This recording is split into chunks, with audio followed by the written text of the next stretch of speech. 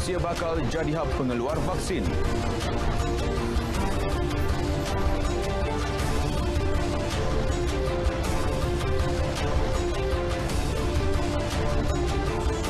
Pengurusan sekolah dibenar periksa sijil vaksinasi guru.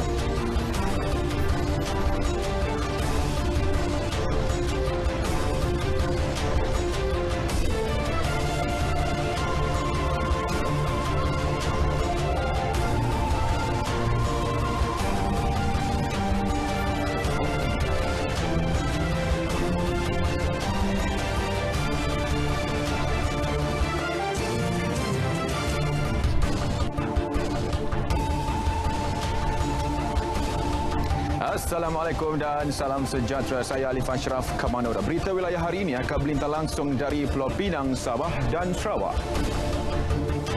Fokus hari ini, pelajar terima bantuan di bawah pakej remaja keluarga Malaysia meninjau suasana sesi pembukaan prasekolah di Sabah dan penghormatan terakhir pemergian Tan Sri Dr. James Jemud Masing. Terus setia bersama Berita Wilayah.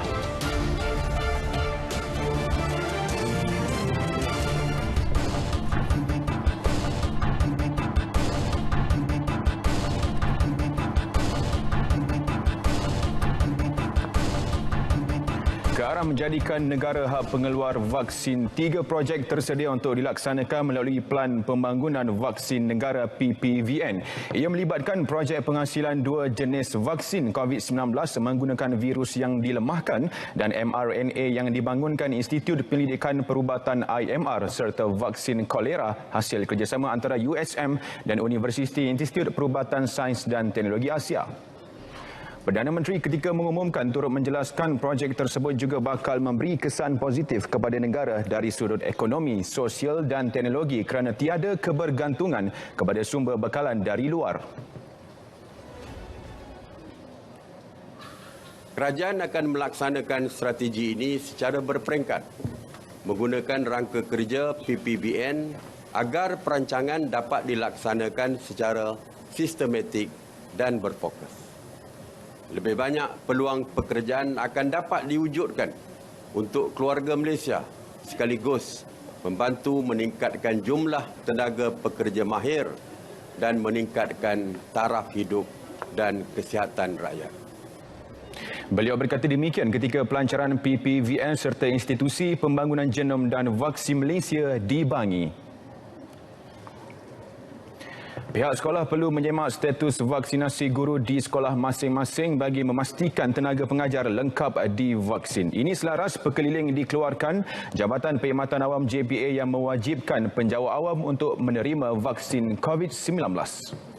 Menteri Kanan Pendidikan Dr. Razwi Jidin berkata langkah itu juga diambil bagi mengelakkan mana-mana pihak melakukan penipuan kononnya telah lengkap divaksin. Jadi kita akan pastikan supaya setiap seorang guru itu akan disemak sijil vaksinasi mereka oleh pihak sekolah bagi memastikan data terkini yang ada ini pada 1 November adalah data yang begitu tepat dan untuk membolehkan jika sebarang tindakan ingin diambil kemudian tindakan itu adalah berdasarkan data yang tepat. Langkah ini membolehkan kementerian memperoleh data tepat maklumat guru yang enggan divaksin. Beliau berkata demikian ketika mengadakan lawatan kerja di Sekolah Kebangsaan Air Molek. Kerajaan tidak akan berkompromi dengan mana-mana pihak yang melanggar ketetapan prosedur operasi standard SOP. Tegas Perdana Menteri Akta Pencegahan dan Pengawalan Penyakit Berjangkit 1988 Akta 342 adalah terpakai buat semua individu dan tanpa mengira parti. Undang-undang yang ada di negara kita ni, mana-mana undang-undang sekalipun, ianya meliputi semua pihak, semua individu.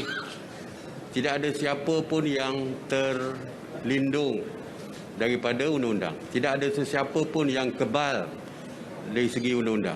Akta 342 jelas. Ya, dari segi hukuman dan kesalahan-kesalahannya telah pun diumumkan oleh pihak kerajaan walaupun kita sekarang di fasa 4. Tetapi SOP yang jelas telah pun diumumkan oleh kerajaan. Perdana Menteri mengulas isu beberapa parti politik telah dikompong baru-baru ini kerana melanggar SOP. Baik, kerajaan tidak akan mengubah prosedur operasi standard SOP kawalan COVID-19 berhubung pilihan raya umum Dun Melaka. Justru tegas Timbalan Menteri Kesihatan 2, Dato' Aaron Agong Dagang, semua pihak perlu patuh SOP ditetapkan. Berkenaan dengan SOP di Melaka, memang saya ingat SOP ini kita sudah ada dasar dan kita sudah ada strategi dan kita sudah ada mempunyai SOP. Dan bagi kementerian, bagi kerajaan, kita tidak boleh sewenang-wenangnya untuk apabila SOP sudah ditetapkan dan disebabkan permintaan daripada golongan-golongan yang tentu kita dapat apa untuk ban kepada SOP itu tidak bolehlah. Saya memang tahu lebih mendalam soalan-soalan yang sebelum ini, mengapa ini tak boleh, itu tak boleh. Kita sebagai kerajaan apabila sudah tetapkan dasar sudah tepat, kita tak boleh katakan di publik, oh ini tak boleh, ini tak boleh, ini boleh diadakan walaupun kita sudah tepat dengan SOP yang sedia ada. Sebelum ini, Kementerian Kesihatan mengeluarkan arahan agar sebarang aktiviti perhimpunan atau majlis sosial termasuk Majlis Pelancaran Jentera Pilihan Raya dilarang mulai 25 Oktober hingga 27 November ini. Tindakan ingkar arahan akan dikenakan denda.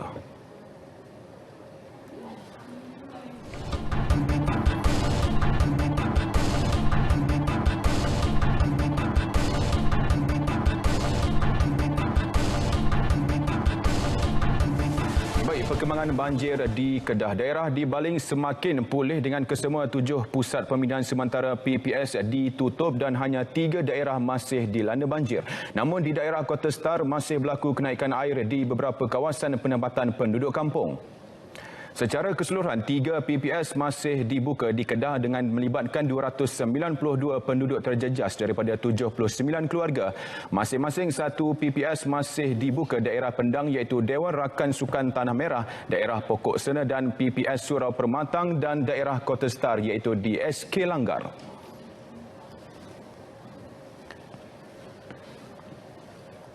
Dalam pada itu, daerah Kota Star antara 4 daerah di Kedah terjejas banjir. Di Kampung Alor Jawi, Langgar iaitu terletak kira-kira 15 km dari Bandaraya Alor Star, proses menyelamat dan mengeluarkan penduduk terjejas giat dijalankan oleh pasukan Angkatan Pertahanan Awam daerah Kota Star. Langsung bersama Nur Hidayah Anwar. Silakan. Baik, terima kasih rakan di studio dan ini adalah operasi menyelamat dan mengeluarkan penduduk terjejas banjir bagi daerah Kota Star. Saya kini berada di Kampung Alor Jawi.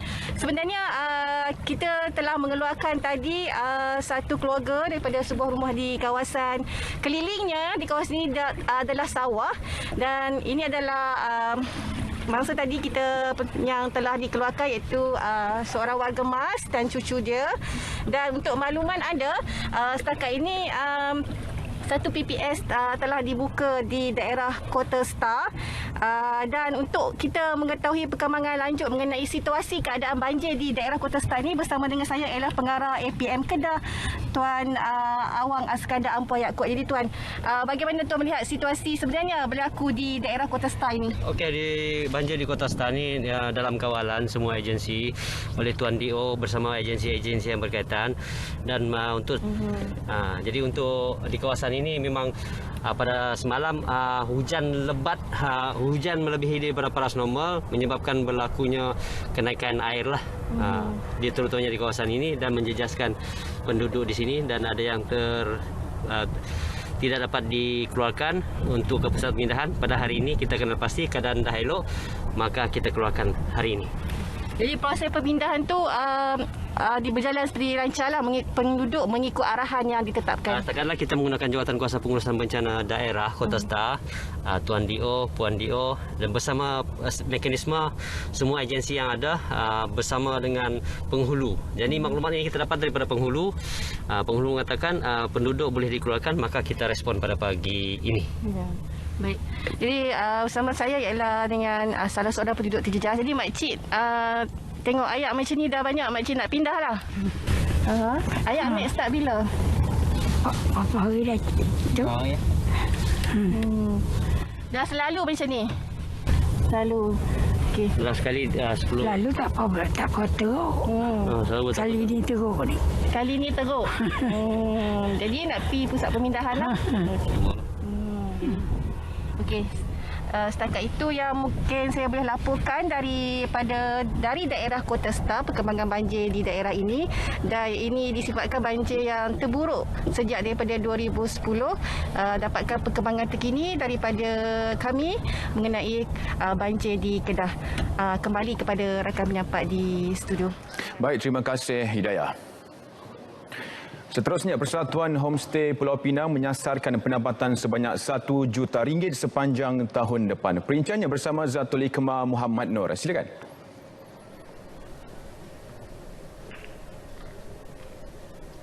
Terima kasih. Persatuan Homestay Pulau Pinang optimis dapat mencapai sasaran itu selepas melihat kepada angka kemasukan pengunjung yang memberangsangkan sejak September lalu. Pengerusinya Rohaizat Osman yakin trend ini akan terus menunjukkan peningkatan berikutan rentas negeri telah dibenarkan. Jelasnya, pengusaha-pengusaha inap desa di negeri ini sudah pun mula menerima tempahan penginapan daripada pelancong luar sehingga hujung tahun ini. Pelbagai aktiviti tradisional yang diselitkan dalam program homestay antara yang menjadi tarikan pengunjung. Setiap homestay mempunyai pelbagai aktiviti yang berbeza. Contoh di Mekuantiti ini kita ada grup tradisi kita sendiri, kita ada grup tarian, kita ada grup gendang tradisi. Kalau di Kota Au kita ada grup silatnya sendiri. Kalau di Sungai Star kita ada grup yang mengusahakan kraft tangan sendiri. Jadi ini adalah aktiviti-aktiviti yang kita jalankan yang kalau pelancong datang ni dia orang boleh merasai secara langsung, secara live. Ketika ini terdapat 10 buah inap desa di Pulau Pinang yang berdaftar di bawah pejabat Kementerian Pelancongan dan Kebudayaan Malaysia Negeri Pulau Pinang. Seramai 209 remaja di Pulau Pinang terdiri daripada pelajar sekolah menengah dan Institut Pengajian Tinggi IPT menerima kad SIM di bawah pakej remaja keluarga Malaysia yang dilancarkan Kementerian Komunikasi dan Multimedia Malaysia KKMM pada 14 Oktober lalu. Pakej tersebut menyediakan pelan internet dengan data berjumlah 110 GB untuk tempoh 3 bulan dengan bayaran hanya RM30. Ketua Setiausahanya Datuk Seri Muhammad Mentek berkata, ia merupakan inisiatif KKMM menerusi kerjasama strategik antara Suruhanjaya Komunikasi dan Multimedia Malaysia MCMC dengan syarikat telekomunikasi tempatan. Pakej itu bertujuan memastikan pelajar mempunyai akses internet pada kos yang rendah. Kita sasarkan 100,000 pengguna sama ada pakej remaja ataupun pakej keluarga Malaysia itu sendiri. Itu sasaran kita dalam tempoh 100 hari. Sebenarnya peruntukan program ini adalah daripada pihak telco sendirilah. Daripada pihak telco dan daripada pihak telco sendiri. Ini merupakan satu kemudahan kerjasama strategik yang diberikan oleh pihak telco. Rata-rata remaja yang menerima kad SIM di bawah pakej tersebut menzahirkan rasa lega kerana dapat menjimatkan perbelanjaan internet bulanan mereka. Rasa lebih seronok lah sebab dapat memudahkan nak belajar online sebab saya sekarang SIM 3, so fully online. So akan menggunakan internet yang banyak lah. So dapat SIM card ni saya terbantu lah. Internet sekarang saya tak boleh kata okey sangat sebab kadang ada masalah line dekat rumah kan. Kadang internet kita tak cukup. Kita pun tak banyak duit nak beli data selalu kan. Rasa gembira lah sebab sebelum ni internet saya kat rumah pelan sangat. Pasal liputan tak sampai kadang. Ia memudahkan untuk saya masuk kelas online yang lecturer saya buat lah. Fama akan terus membantu rakyat mendapatkan bekalan makanan dengan harga berpatutan. Timbalan Ketua Pengarah Pembangunan Fama, Datuk Muhammad Mustahapa Awang berkata, kerajaan memahami perasaan rakyat yang terhimpit akibat penularan wabak COVID-19. Justru, Fama telah menggerakkan program penjualan My Rakyat di hampir 300 lokasi di seluruh negara. Ia untuk membantu rakyat mendapatkan komoditi segar seperti buah-buahan, sayur-sayuran termasuk barang keperluan dapur serta produk industri makanan.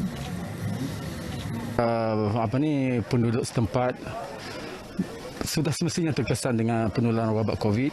Jadi dengan adanya program My Rakyat ini, usahawan telah memasarkan dengan harga yang berpatutan. Kebanyakan tu jualan terus pada ladan. Beliau berkata demikian selepas merasmikan program My Rakyat di Pasar Pagar Buluh, Sungai Ara.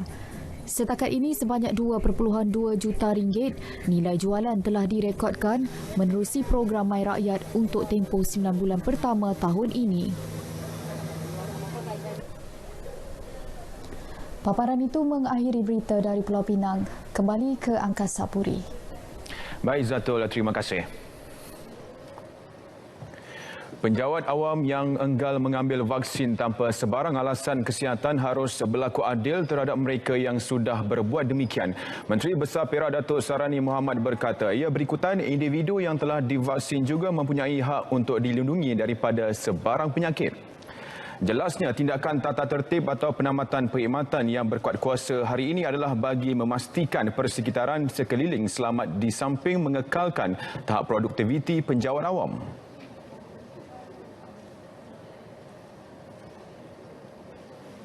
Okay, jadi unfair kepada orang yang telah mengambil vaksin.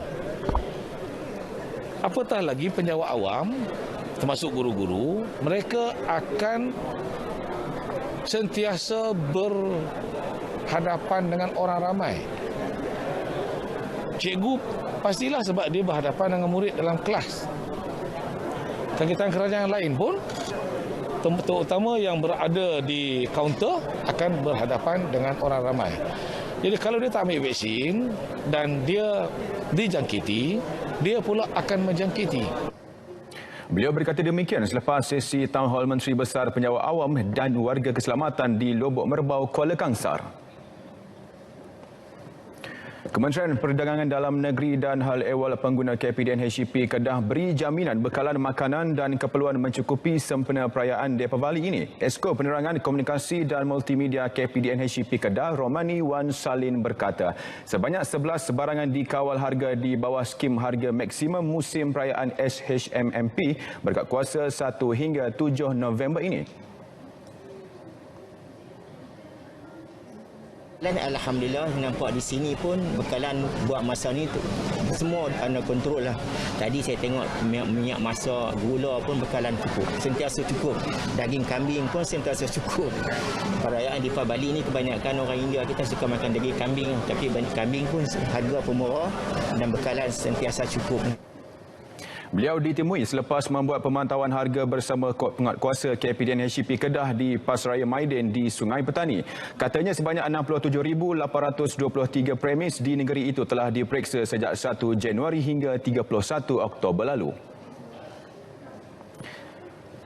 Baik saudara, sebelum ke Sabah kita ikuti perkembangan semasa cuaca bersama Pegawai Meteorologi Abdul Aizat Nazmi Azmi. Assalamualaikum dan salam sejahtera. Laporan cuaca petang ini kita mulakan dengan amaran yang sedang berkuat kuasa iaitu amaran angin kencang dan juga laut bergelora kategori pertama iaitu melibatkan sebahagian perkapalan kondor, reef knot dan juga layang-layang. Amaran ini dijangkakan tamat pada 3 November 2021. Namun ia masih lagi berbahaya ke atas semua aktiviti melibatkan bot-bot kecil, suka laut dan juga rekreasi laut. Bagi pemantauan imej gemar rada yang terkini pula kelihatan taburan hujan yang tinggi iaitu meliputi di semenanjung Malaysia. Hasil tiupan angin timuran membawa kelembapan iaitu lebih-lebih lagi keadaan hujan di beberapa tempat berlaku di negeri Johor dan juga ia boleh memasuki sehingga ke negeri Kedah, Perak, Lembah Kelang dan juga negeri Sembilan. Namun begitu hujan bersedari berpetih di satu tempat juga berlaku di sekitar negeri Kelantan, Terengganu dan juga negeri Pahang. Kita beralih ke negeri Sabah dan juga Sarawak pula kelihatan Keadaan cuaca yang sama juga diperhatikan di hampir semua bahagian di negeri ini dan juga Met Malaysia mendapati eman hujan terkumpul tertinggi melibatkan bahagian penampang iaitu melebihi paras 30 mm. Dan Met Malaysia menjagakan trend ramalan cuaca ia bakal menurun sedikit sahaja masa lagi. Baiklah, kita beralih ke paparan ramalan bagi malam dan juga keesokan bagi Met Malaysia menjangkakan keadaan hujan boleh berlaku di sekitar negeri Kedah, Perak dan juga sekitar Lembah Kelang termasuklah Negeri Sembilan. Dan Met Malaysia juga menjangkakan hujan lebat boleh berlaku di Sarawak Utara dan juga Pedalaman Kapit termasuklah di Sabah Timur. Menjelang pada keesokan pagi pula Met Malaysia menjangkakan keadaan hujan boleh berlaku di sekitar Pantai Timur iaitu melibatkan Negeri Terengganu, Pahang dan juga Johor Timur termasuklah di bahagian Sabah Timur. Sekian dahulu laporan cuaca buat petang ini. Dapatkan informasi cuaca di laman Sesaung dan juga media sosial kami. Saya Abdul Aizat. Assalamualaikum.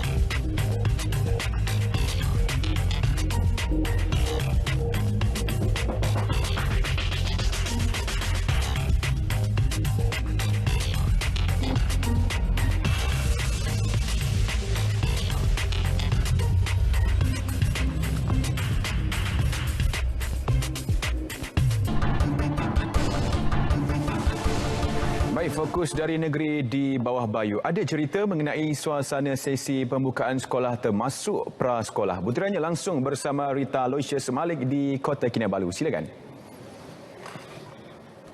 Baik Alif. Sesi pembukaan sekolah bagi fasa 3 Pelan Pemulihan Negara PPN peringkat negeri Sabah berjalan lancar. Ini termasuklah prasekolah di bawah Kementerian Pendidikan Malaysia KPM. Tinjauan kru RTM sekitar ibu negeri mendapati pematuhan prosedur operasi standard menjadi keutamaan pihak sekolah bagi memastikan keselamatan anak-anak agar tidak dijangkiti COVID-19. Pemantauan daripada awal lagi, SOP, lepas itu daripada lawatan daripada Jabatan Pendidikan juga ada. Sekolah membuat sanitasi untuk membersihkan kawasan-kawasan bilik darjah, juga kawasan di sekitar prasekolah tersebut.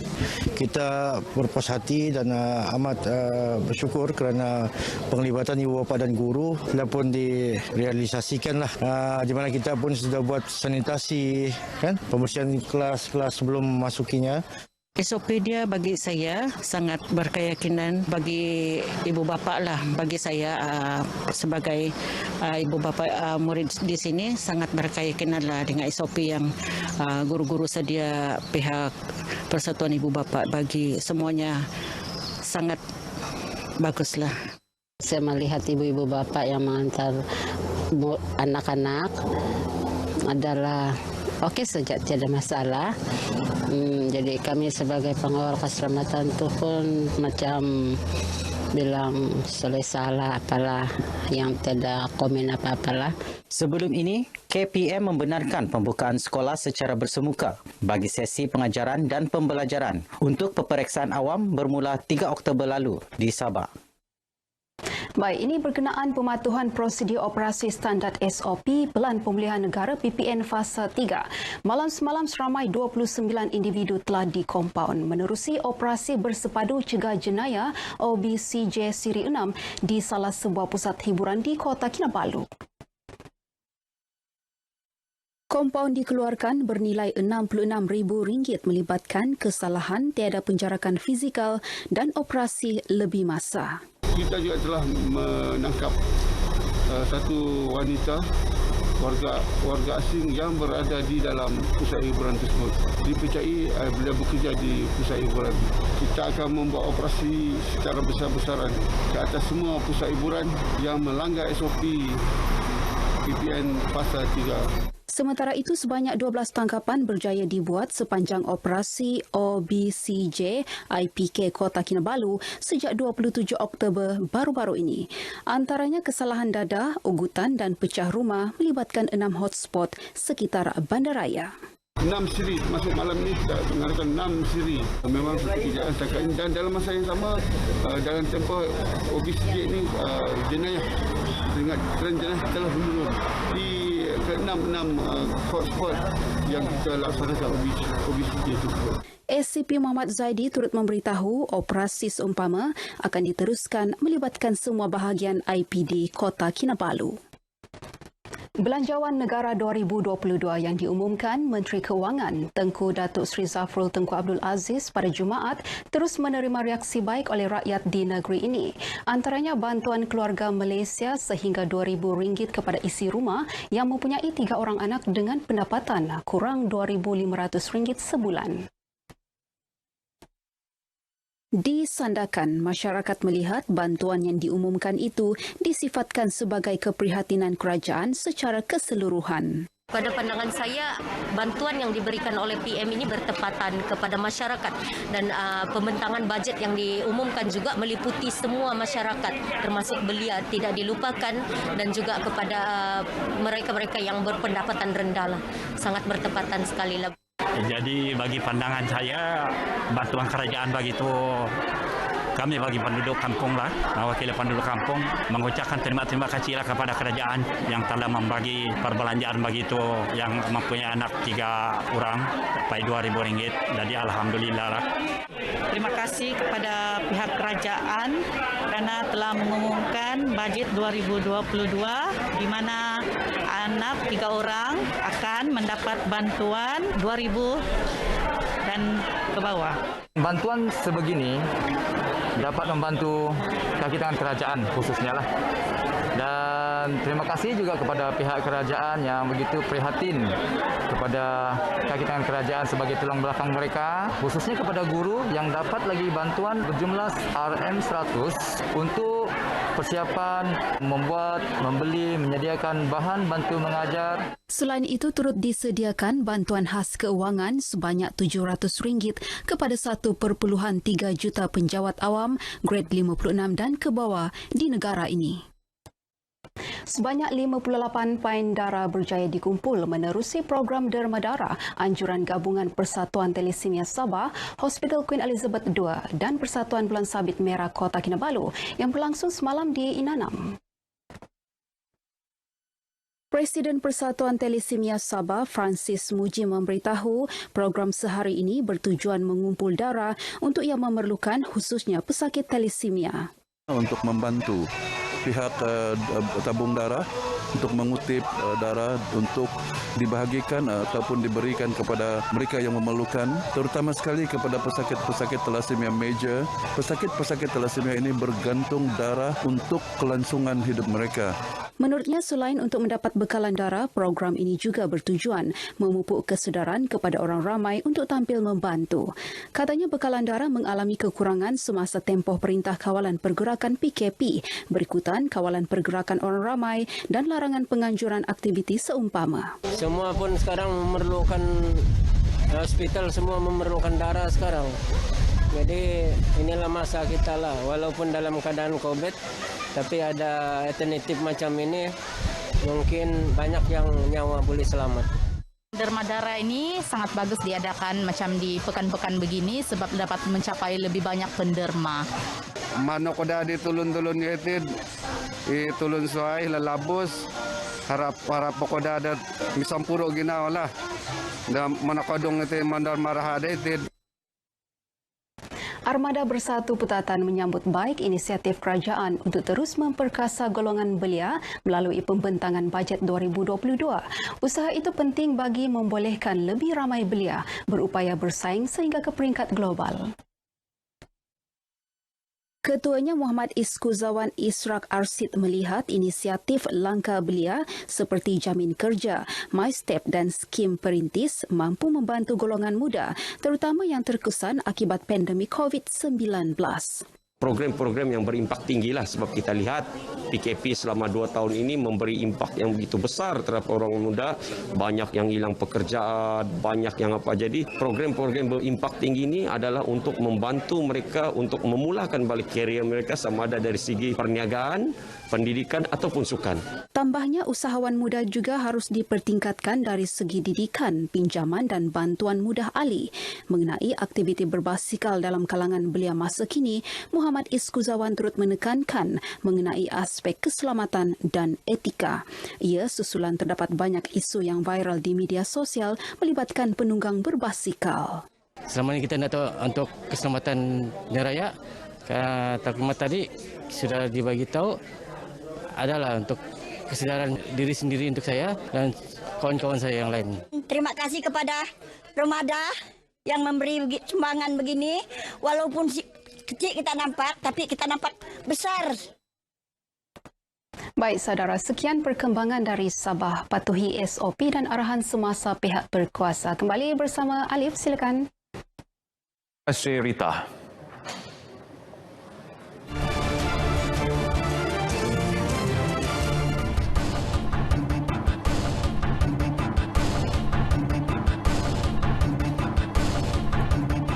Baik, seterusnya kita ke perkembangan dari Sarawak Bumi Kenyala. Antara tumpuan hari ini yang di-Pertuan Negeri Sarawak Tun Pehin Sri Abdul Taib Mahmud memberi penghormatan terakhir atas pemergian Timbalan Ketua Menteri Mendiang Tan Sri Dato' Amar Dr. James Jemut Masing. Perincannya kita bersama Vanessa Mering. Silakan.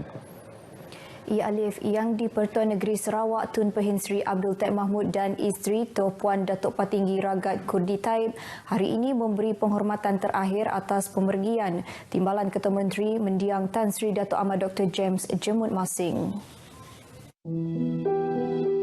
Mendiang Tan Sri Dr. James merupakan ahli Dewan Undangan Negeri Baleh selama 8 penggal dan telah berkhidmat bersama 3 Ketua Menteri termasuk Tun Pehin Sri Taib, Allahyarham Tan Sri Pehin Sri Adnan Satem dan Datuk Patinggi Abang Johari Tun Abang Openg. Terdahulu Menteri Kerajaan Tempatan dan Perumahan yang juga Presiden Parti Rakyat Bersatu Sarawak SUPP, Datuk Sri Dr. Sim Kui Hian turut memberikan penghormatan terakhir dan menyifatkan pemergian mendiang merupakan kehilangan besar buat rakyat khususnya dan Sarawak amnya.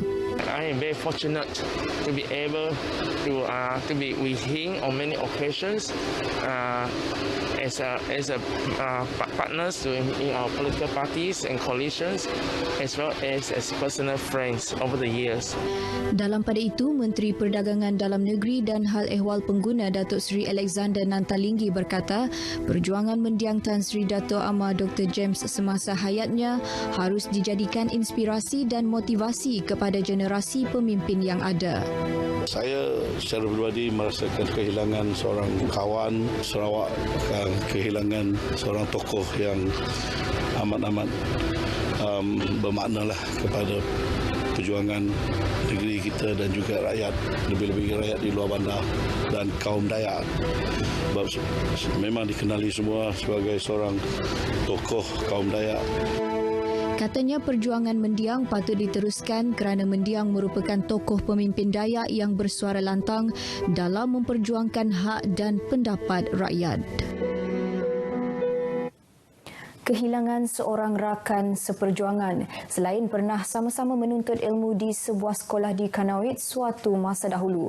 Itu pendapat Menteri Muda Perancangan Bandar, Pentadbiran Tanah dan Alam Sekitar, Datuk Len Talif Saleh yang menyifatkan pemergian Timbalan Ketua Menteri Mendiang Tan Sri Dato' Amar Dr. James Jemut Masing sebagai suatu kehilangan besar buat diri beliau serta keluarga kerana hubungan mereka yang rapat.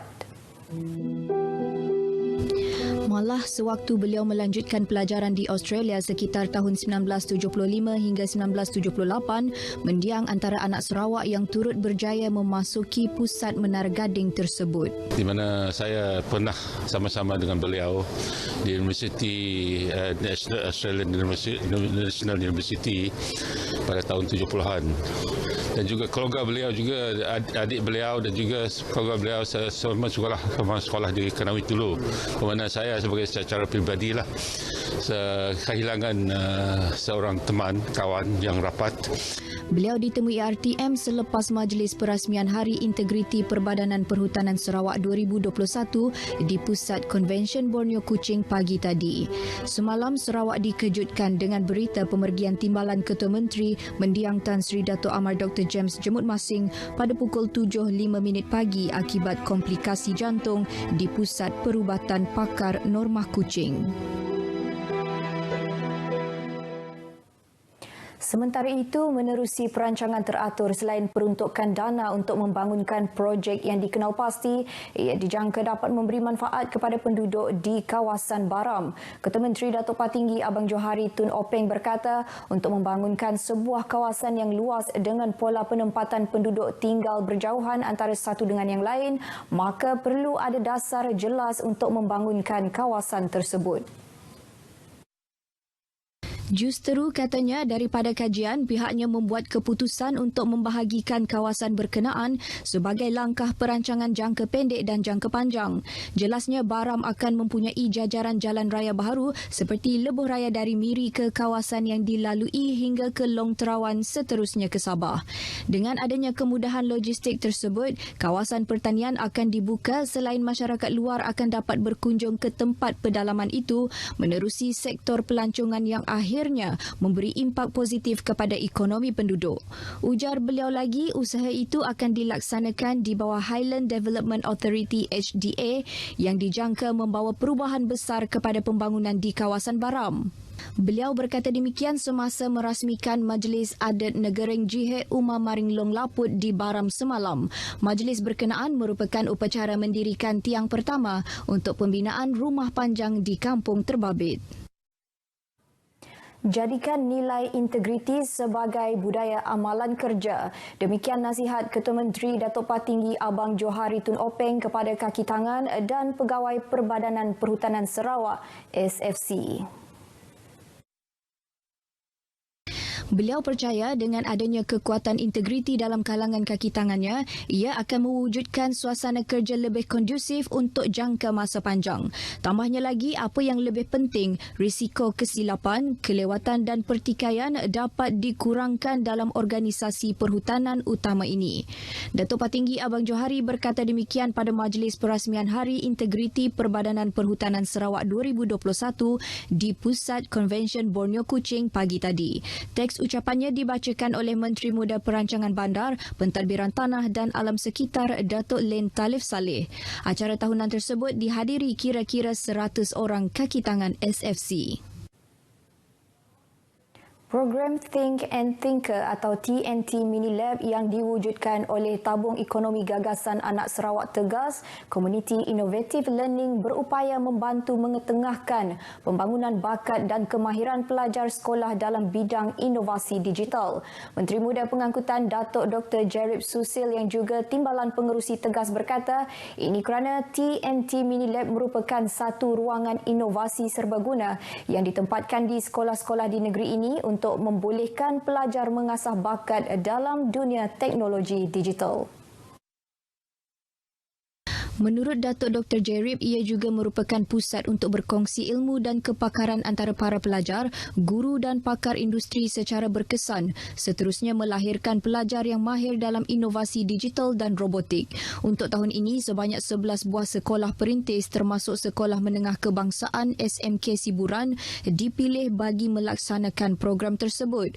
Beliau menyatakan demikian dalam ucapannya pada perasmian program TNT Mini Lab SMK Siburan di Kuching. Mengulas lanjut, Datuk Dr. Jerib memberitahu dengan adanya kemahiran dalam kalangan pelajar dan bantuan kemudahan seperti TNT Mini Lab, Sarawak dapat melahirkan ramai anak tempatan yang berfikiran kreatif dan inovatif. Ini termasuk membangunkan laman sesawang dan aplikasi sendiri serta mencipta teknologi drone. Katanya usaha ini selaras dengan hasrat Kerajaan Sarawak yang mahu menjadikan rakyat celik digital dan teknologi bagi memastikan agenda ekonomi digital sebagai sumber pendapatan baru di negeri ini dapat direalisasikan. Sekian perkembangan berita dari Sarawak. Kita kembali bersama Alif di Angkasa Puri. Baik, terima kasih Vanessa.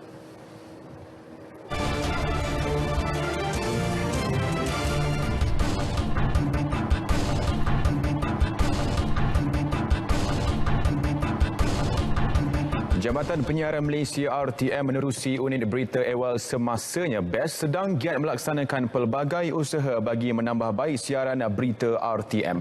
Pengarah bahagian BES RTM Zuraida Muhammad Arif berkata antara usaha pihaknya adalah sesi mesyuarat serta kerjasama dengan Biro BES Negeri bagi mencari solusi penambahbaikan kepada siaran berita BES sedia ada. Bagi memastikan mesej utama negara dapat disampaikan dengan berkesan kepada rakyat, pihaknya turut memperkasakan lagi platform yang ada iaitu di bahagian berita radio, berita TV dan media sosial.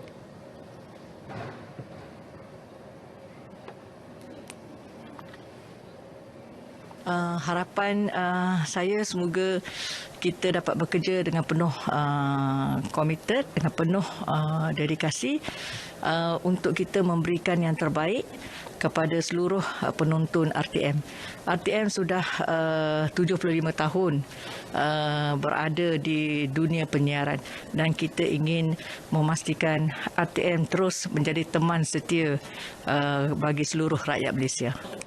Beliau ditemui selepas Majlis Mesyuarat Pengurusan Strategik Bahagian Berita Awal Semasa di Kota Baru. Bajet 2022 mesra anak muda terutama dalam menyiapkan golongan itu dengan kemahiran digital bagi mendepani cabaran ekonomi semasa.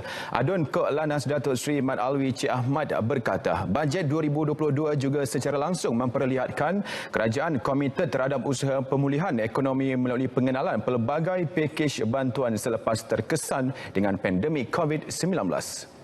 Justru beliau menyeru golongan belia terutama usahawan perusahaan kecil dan sederhana PKS merebut peluang untuk memantapkan kemahiran selari pembudayaan norma baharu bagi menjana sumber pendapatan. Ini semua benda-benda yang nak menggalakkan sumbangan kepada belia dalam bajet baru. Kasih suri, ada perlindungan pekerja informal, tambah baik EIS supaya belia dapat bangkit hasil daripada masalah ekonomi kita baru-baru ini. Mudah-mudahan dengan bajet baru yang perlu disokong ini, kita boleh pulih, insya-Allah. Datuk Seri Mat Alwi yang juga ahli Majlis Amanah Rakyat MARA berkata antara inisiatif yang boleh dimanfaatkan golongan itu skim geran pendigitalan PKS. Beliau bercakap kepada pemberita di Ketereh.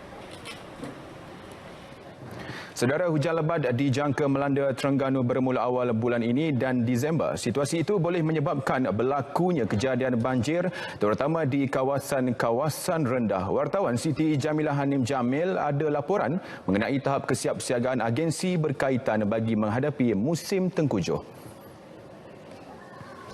Sebagai persediaan awal, 6 agensi bakal menggerakkan seramai 2,779 pegawai dan anggota bagi membantu penduduk terjejas banjir kali ini.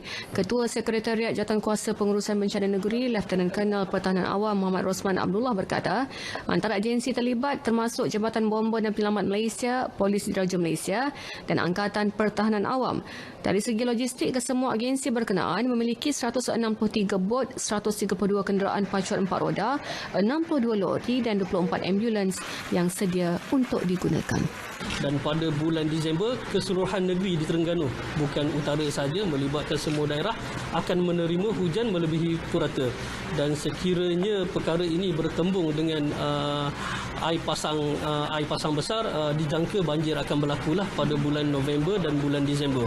Kalau mengikut JPS, stesen cerapan daerah Kemaman, pada bulan November hingga Disember, paras air laut akan melebihi paras normal lah, sebanyak 3.4 hingga 3.9 meter paras air pada bulan November dan Disember. So kita perlu berjaga-jagalah pada masa tersebut kerana dijangkakan akan berlaku banjir. Selain itu, 580 pusat pemindahan sementara PPS turut dilengkapi sebagai persediaan untuk digunakan sepanjang musim tengkujuh yang dijangka hingga Mac tahun depan. 149 penggalan hadapan juga telah dibekalkan dengan barangan seperti selimut, tikar, keperluan harian dan bekalan makanan bagi memudahkan pengurusan bencana di peringkat daerah. Setakat ini kita menganggarkan keperluan boleh dibekalkan kepada 40,000 penduduk yang terjejas banjir yang berpindah di pusat pemindahan sementara. Seramai 680 petugas daripada 147 pasukan Jabatan Kesihatan Negeri turut diikut sertakan. Daripada jumlah itu, 322 akan mengendalikan aktiviti pencegahan semasa dan selepas banjir di PPS atau kawasan terjejas banjir, manakala 358 petugas lagi akan memberi perkhidmatan rawatan kesihatan. Untuk pasukan perubatan ini, mereka terdiri daripada pegawai perubatan, pembantu pegawai perubatan, jururawat telaten, jururawat masyarakat dan juga pemandu. Yang mana mereka ini sentiasa bersedia untuk menjalankan tugasan terutamanya apabila berlakunya banjir. Kesiapsiagaan interagensi ini bukti komitmen semua pihak dalam memastikan kebajikan penduduk terjejas banjir terus menjadi keutamaan, apatah lagi ketika negara masih berdepan COVID-19. Siti Jamilah Hanim Jamil, Berita RTM.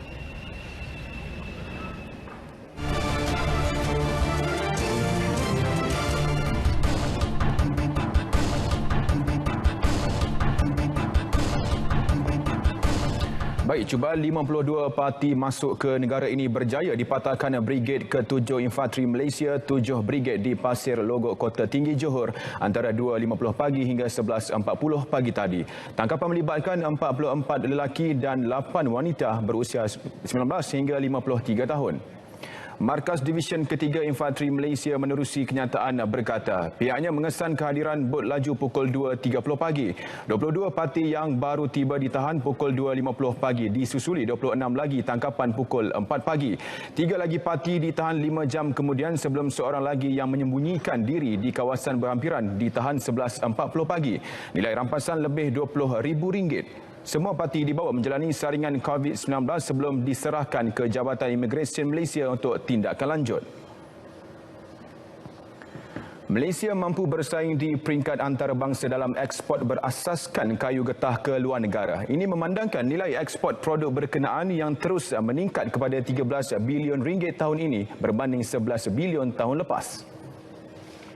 Timbalan Menteri Perusahaan Perlalangan dan Komoditi KPPK Datuk Seri Dr. Wijek Seng berkata produk berasaskan kayu tidak terjejas sepanjang Perintah Kawalan Pergerakan, malah ekspor terus meningkat. Kebanyakan diekspor ke Amerika Syarikat, USA ya. Maknanya permintaan itu tinggi. Jadi kita perlu bahan-bahan mentah. Salah satu ialah rubber forest.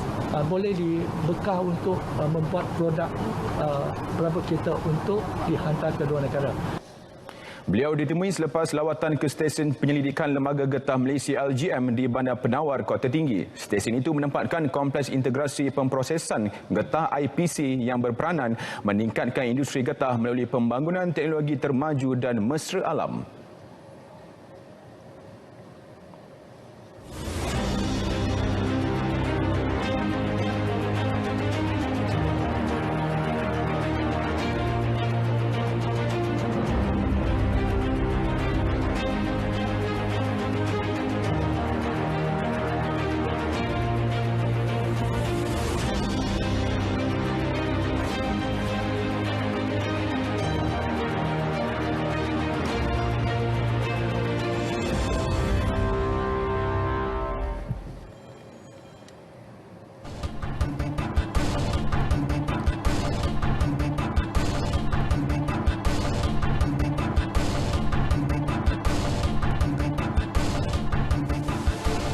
Baik, bekas Ketua Pegawai Eksekutif Perbadanan Kemajuan Filem Nasional Malaysia FINAS, Dr. Ahmad Idham Ahmad Nazri dilantik sebagai Setiausaha Kebudayaan Kementerian Luar berkuat kuasa hari ini. Seorang lagi penggiat seni, Datuk Seri Izlan Yusof turut dilantik sebagai perunding kreatif di kementerian berkenaan. Menterinya Datuk Saifuddin Abdullah berkata pelantikan itu selaras dengan objektif membangunkan diplomasi budaya di bawah kerangka dasar luar Malaysia.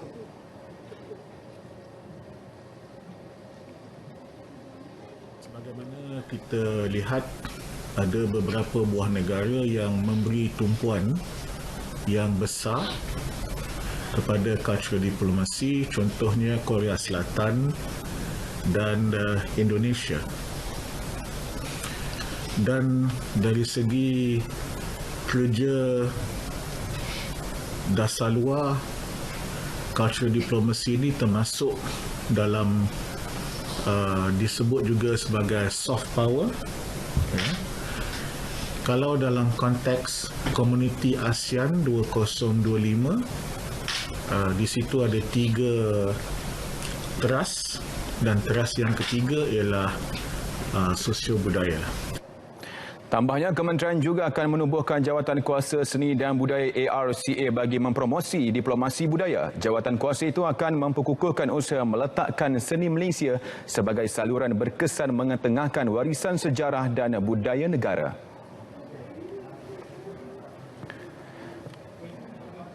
Kementerian Belia dan Sukan beri jaminan akan memastikan program atlet berprestasi tinggi atau program podium diteruskan walaupun ia tidak dinyatakan secara khusus dalam bajet 2022. Tetapi saya nampak bahawa peruntukan untuk sukan berprestasi tinggi melalui program podium saya tak nampak. Jadi saya fikir mungkin telah dipotong. Namun tentunya KBS akan cari jalan supaya usaha untuk kita meningkatkan prestasi sukan atlet-atlet berprestasi tinggi ini mesti diteruskan. Sejumlah 332.1 bilion ringgit diumumkan dalam bajet 2022 untuk membantu mengembangkan lagi industri sukan negara. Pengumuman itu bersifat umum dan tidak menyatakan secara khusus terhadap program podium dan sebagainya.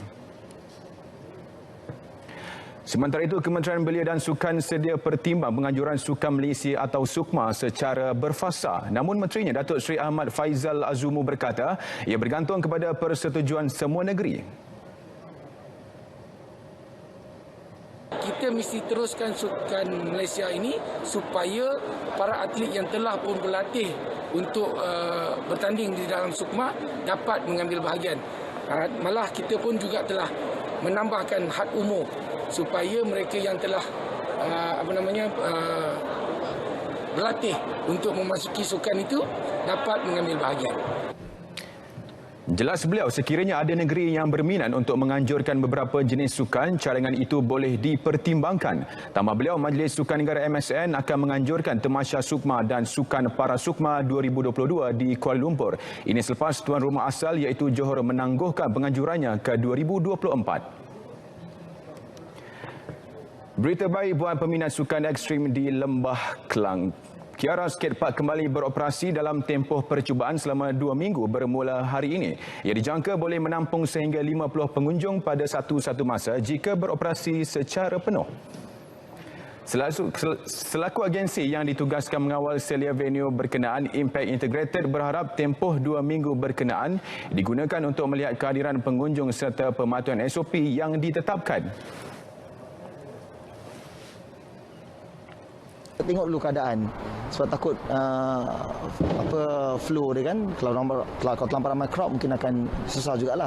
This is all part of our ways to ensure that Kiara Skatepark akan kekal untuk tidak susah untuk maintenance and upkeeping in the future. Pembukaan semula lokasi berkenaan selepas 2 tahun disambut baik My Skate Federation yang membuat perancangan untuk menjadikan Kiara Skatepark sebagai pusat latihan sukan papan luncur. Kalau mengikut perancangan tu, kami sebagai mewakili My Skate Federation, memang ini perancangan kami. So sekiranya tempat ni dah dibuka, so lebih memudahkan kami untuk membuat sukan latihan dan sebagainya. Kiara Skatepark akan dibuka secara rasmi 17 November depan yang akan sempurnakan Menteri Belia dan Sukan Datuk Seri Ahmad Faizal Azumu.